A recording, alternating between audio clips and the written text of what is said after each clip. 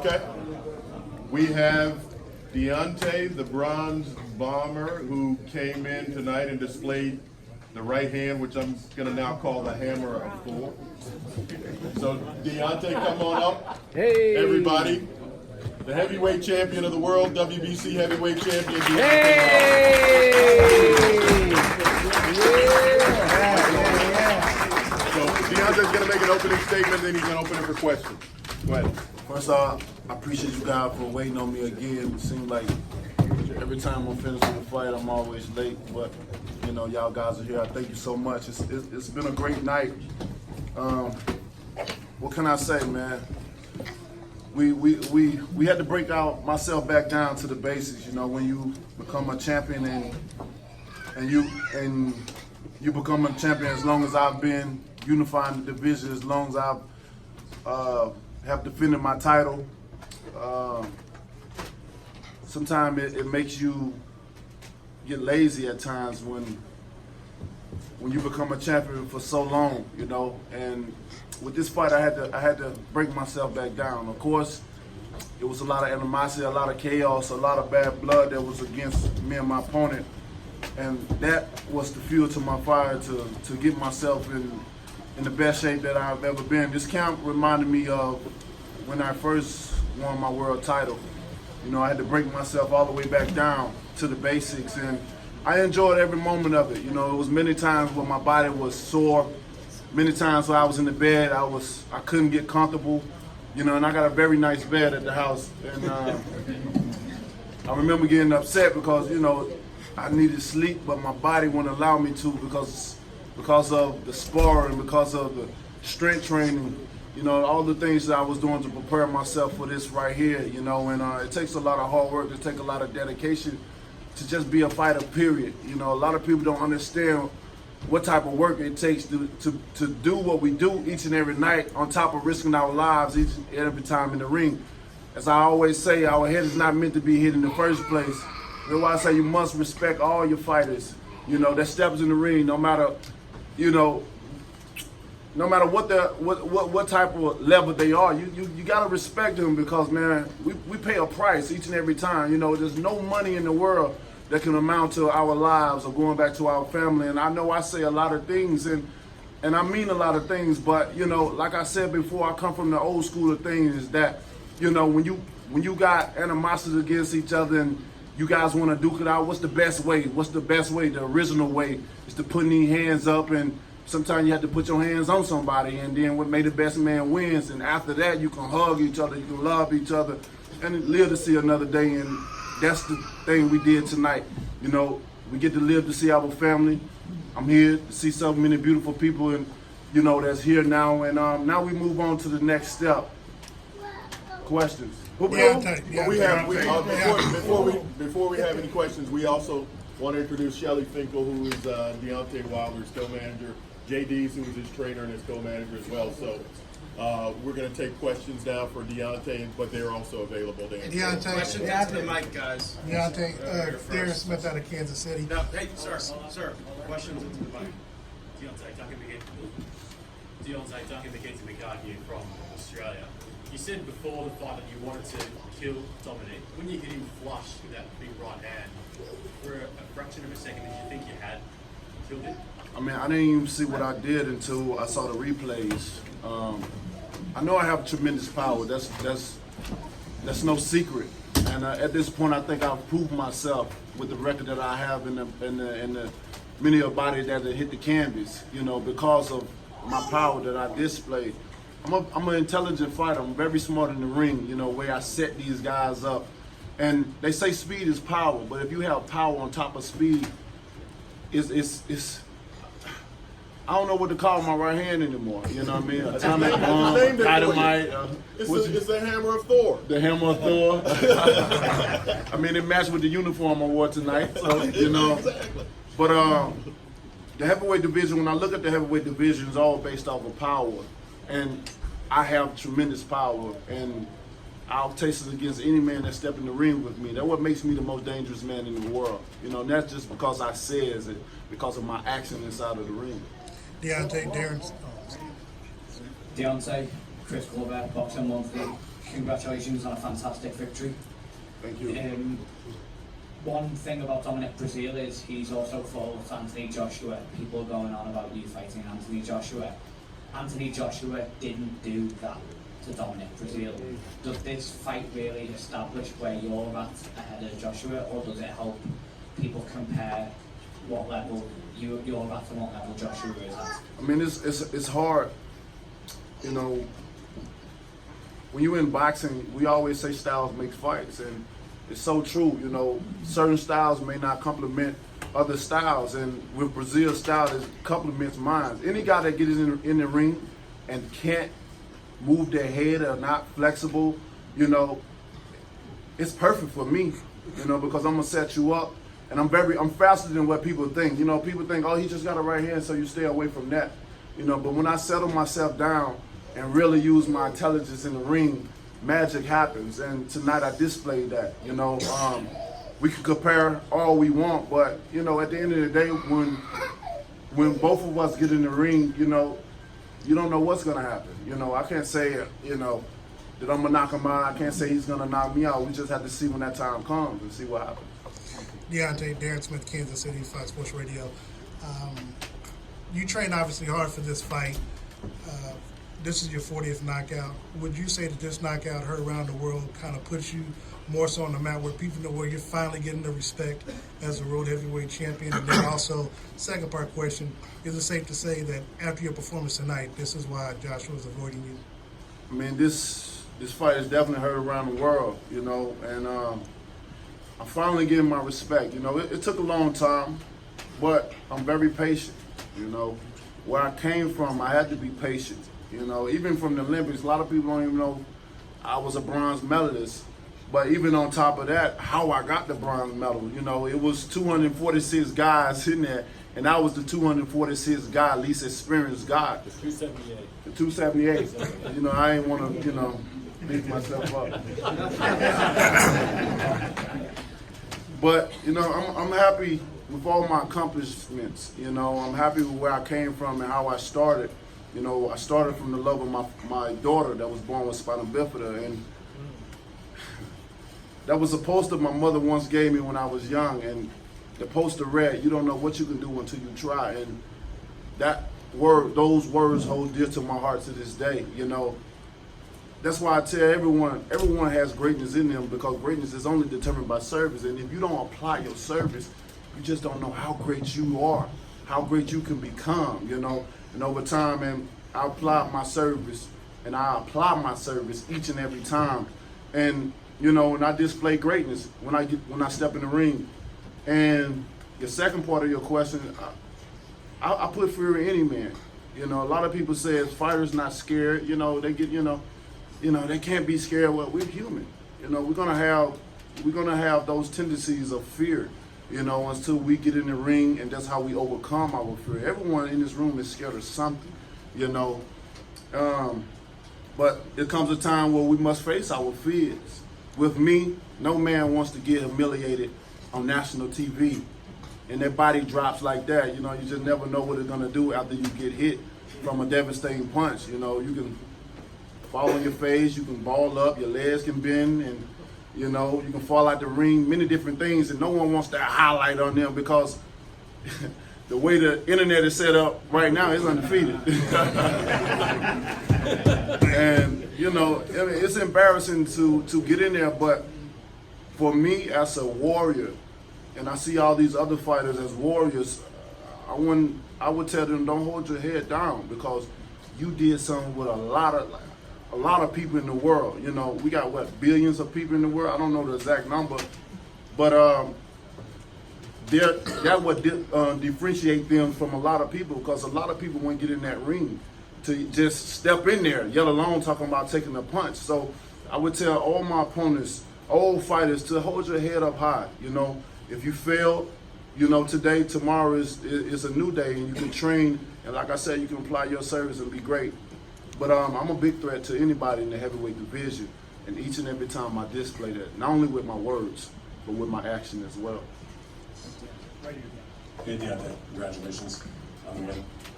My question for you is, the next fight for you, It seems it's not going to be Fury because of his new TV contract, but what do you think legitimately could be your next fight? Is it Joshua? Is it a rematch with Ortiz? Is it Bonacci that people have talked about? So I'd like to hear from you, and maybe, Shelley, you could address that also. Thank you.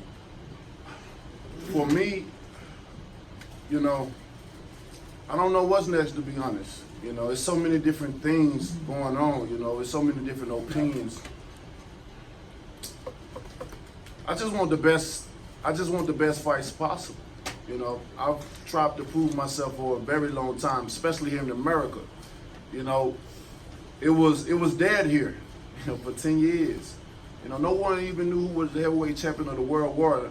And here I come, this country boy from Tuscaloosa, Alabama, you know, trying to put it back on the map, even from the Olympics, and just work my way up. You know, I really started all the way from the bottom when it comes to boxing. All the way from the bottom, I had to work my way up to this point now. So, you know, with that being said, I think that's something that my managers and my team could ask better than I, because, you know, if we've tried many a times to make the best fights, the great fights happen for the fans.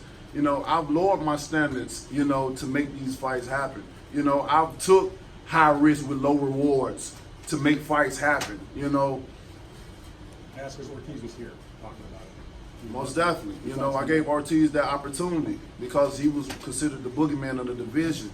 And people still said I had to prove myself, and that's why I made that fight. Let's make that fight happen. You know, if they saying that everyone's scared of him, let's make it happen. That's what I do, you know what I mean? I'm the type of person that I wear my pride on my shoulder. You know, I got a big heart. I'm very determined. I know who I am. I know what I stand for. I know what I represent. And anyone want to test me and doubt me and who I am, then I'm willing to prove you wrong. I've had to prove myself to people throughout my whole entire life. So this is nothing new to me, you know. I'm the best in the world, and that's what I feel, no matter what opinion it is. And, you know, You would fight him again? Ortiz, I'll fight him up. I mean, this heavyweight division is very small, you know, so why not have 2 fights, 3 fights? You know, all these guys, that's why I don't understand why none of the big fights haven't happened thus far.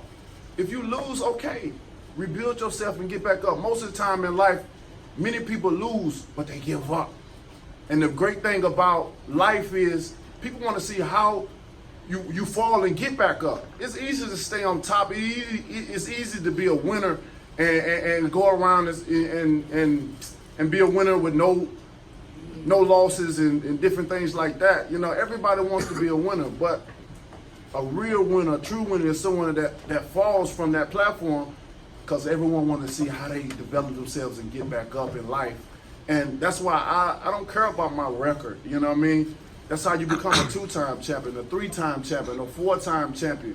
And the heavyweight division, like I said, is very small. So we got to make the big fights happen. You know, if one lose, you can come back. Look at most of these challenges, they lose so many different times, but how many times they get title fights? Look at Breazeale. He lost before, and now he's in another title fight, you know, and the list goes on and on. So I think that's something that Shelley will be, you know, can have more insight on than I do. First of all, Deontay will fight anyone. And he was willing to fight Joshua for very little comparative to what he was worth. And when someone wants to make a fight, they make it. When we wanted to get Fury, we overpaid him. We gave him anything he wanted in order to make the fight. And Deontay is a man who doesn't make excuses. Him and I have discussed when he went into the ring with Ortiz. He didn't talk about it after that. He was sick. He was laid up in bed a couple of days before it. And we said, boy, imagine what it would be if you really went into the ring healthy and trained right. You saw pretty much that tonight. And I'm in very close negotiations with John Skipper. I'm going to see him next week. I'm in constant touch with Top Rank. All of those fights are going to happen, whether they happen next or 2 fights down the line. You will see all of them in the near future, and they'll be on terms that are acceptable to Deontay, not begged fights. So then what is next? Is it Ortiz? It's not done. It's not done. This coming week, we hope to lock in one of them. One of The fights for the next fight. Who are those candidates? I just named them. Oh, those two, okay. There's 3 guys out there. One of those will be done then, and very shortly after, another one will be locked in for next. Deontay, Valeria Rubino, this sport, congratulations. You said this was much more than a boxing match, but then after your victory, there was a lot of animosity, but then you went on and hugged your opponent. What does this say about the sport of boxing and your approach to it? And also, second part of the question is, 9 title defenses. How important, how crucial is patience in this sport, and what does it take to be a long-term champ? Patience is very important in this sport, you know, because I mean, boxing is like the weather; it changes up all the time. You know, even when you think you have something set in stone, the next minute it changes. I mean, that was once upon a time a fighter, you know, stepped in the ring, and when the bell said ding, he got out of there. You know, I'm sure the other opponent was like, man, you messed up my money. You know, I've trained so hard for this fight, and just to get to this point, we in the ring facing each other, and now you're gonna step out. See, those things in boxing, I mean, boxing keep you on your toes. You know, the business side of boxing is a crazy thing as well. But I'm very happy with my accomplishments and defending my title for the 9th time. You know, that put me up there with the legends up in the sport. You know, and I want to continue to set examples. I want to be a hard active fighter for, you know, younger guys that looking up to maybe be like Deontay Wilder. You know, what was the first part of your question? What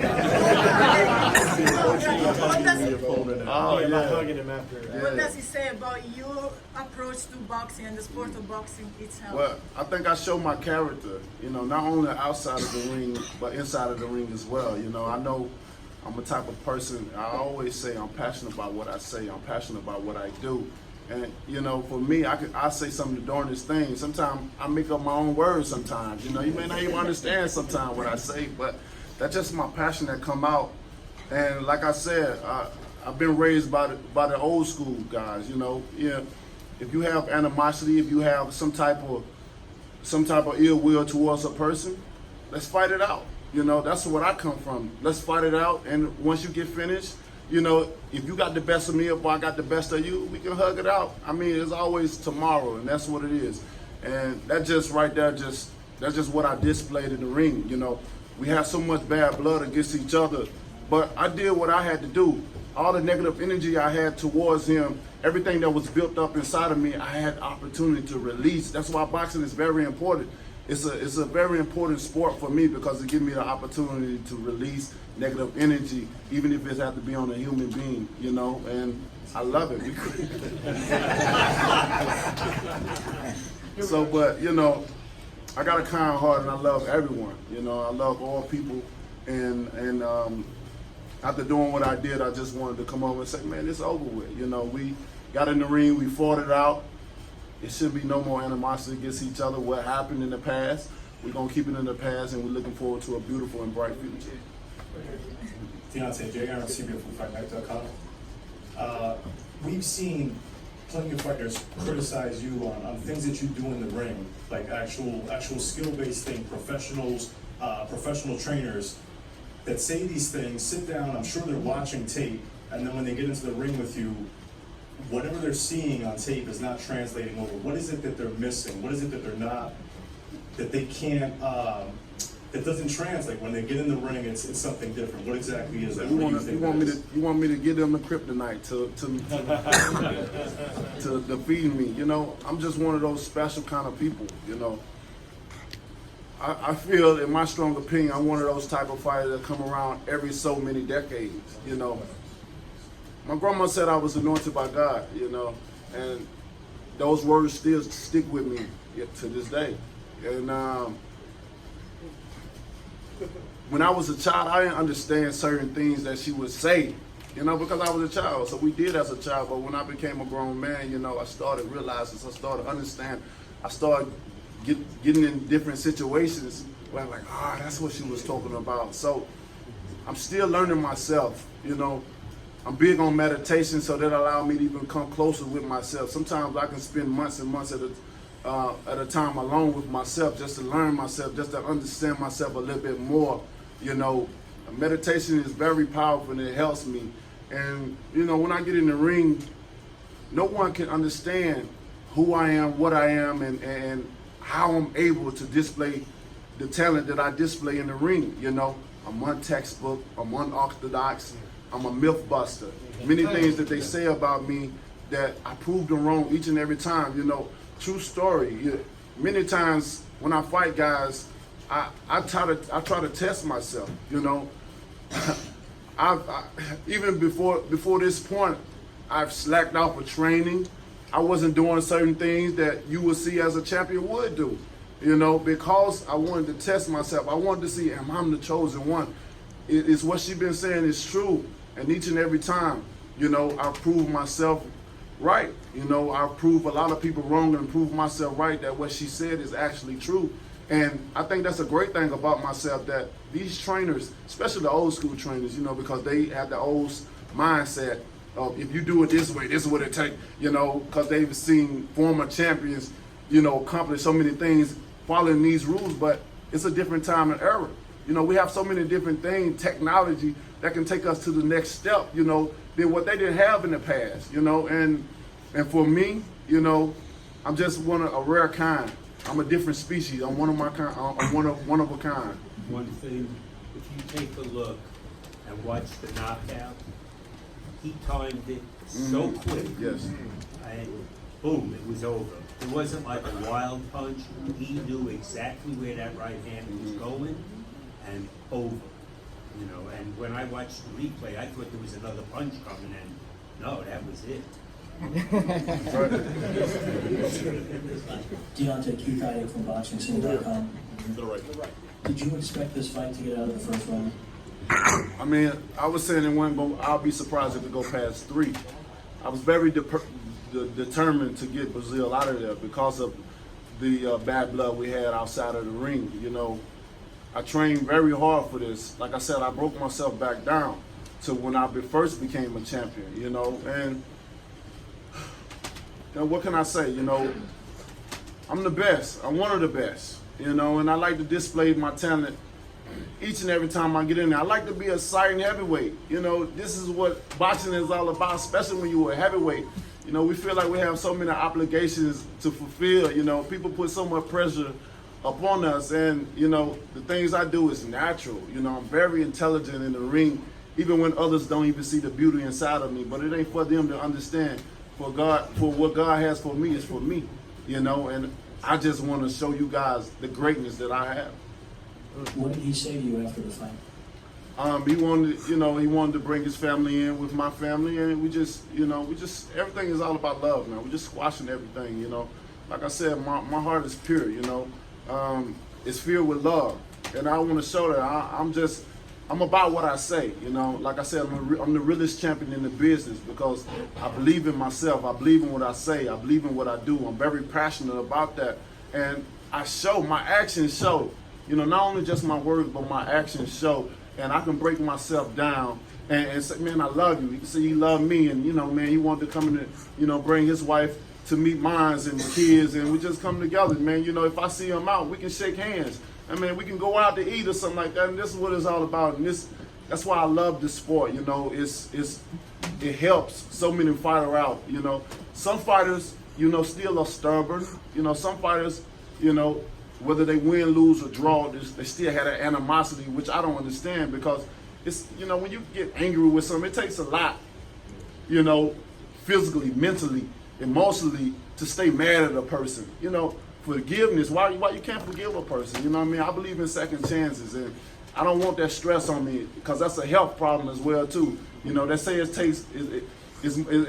takes more nerve to frown than smile, you know, and I'd rather smile at you than frown at you. Pugilism Company. Deontay, thank you for this spectacular knockout and performance. Now, was that the hardest right hand you ever hit someone with? And if not, then I mean, this knockout remind me of the Spukel. You know, like I said, when I come to the Barclays Center, I have my most devastating knockouts. And to be honest, I didn't even feel the punch. And those are the scariest ones, when you don't feel it and you just know it. You know, it's just an instant. I've done this so many times. and you know, it's just one second you could be gone. I mean, I'm a dangerous guy, you know. I mean, my hands are lethal, you know, and you know, I'll let the fans be the judge of which one they feel is the hardest of mine, because I take pride in each and every last knockout that I display. You know, I think that's what makes me one of the top exciting heavyweights in the division thus far. Okay, one more question.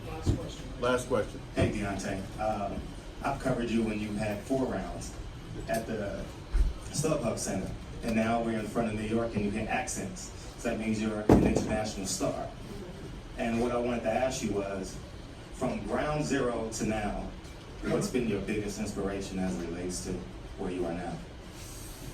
Man, just the sacrifice, you know, the sacrifice that I had to endure. You know, my father always instilled in me and my brother to be hard workers. Nothing is given to you. You have to earn everything. You know, that's a part of why I love being from the South as well, too. Nothing was given to me. You know, I've had to work for everything, you know. I had to, man, it's been crazy for me.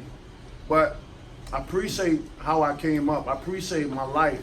I appreciate the things that have been instilled in me, you know, because I apply that. They say to be wise, you must apply knowledge first to life, and then you become wise. Just because you're old don't make you smart, don't make you wise, because you can be an old fool as well. And I like to apply knowledge to life, and it allows me to be who I am. And as I get older, that age is beautiful, you know what I mean? That's why I'm like, how old are you? People, I don't want to tell my age. Why not? Age is beautiful, you know what I mean? The more and more you get older, the more you experience things. And like I said, if you apply knowledge to life, you become wise. And that's what I've done throughout this time, just starting from the bottom.